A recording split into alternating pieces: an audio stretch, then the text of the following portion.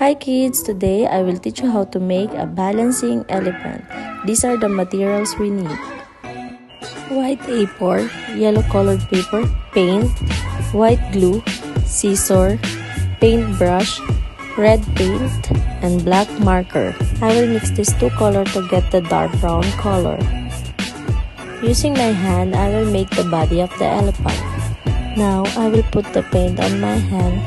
After you cover your hand, you place in the white paper to get the print of your hand.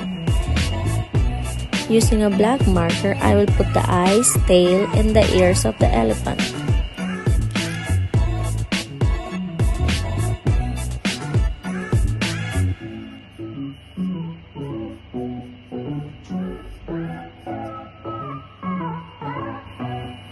Using a white paper, I will cut the triangle and round shape. We will use this for the ball and the hat of the elephant.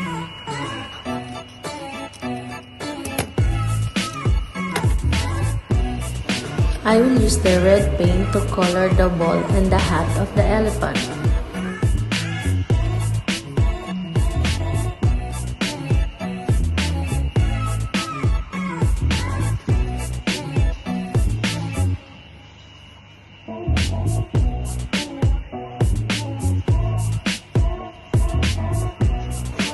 I will use a white glue to stick the ball and the hat of the elephant.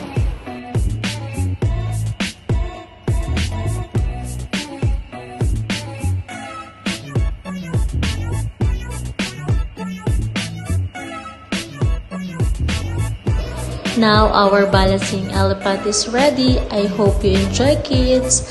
Again, I'm Miss Christine from Daffodils Nursery. Hope to see you soon. Bye!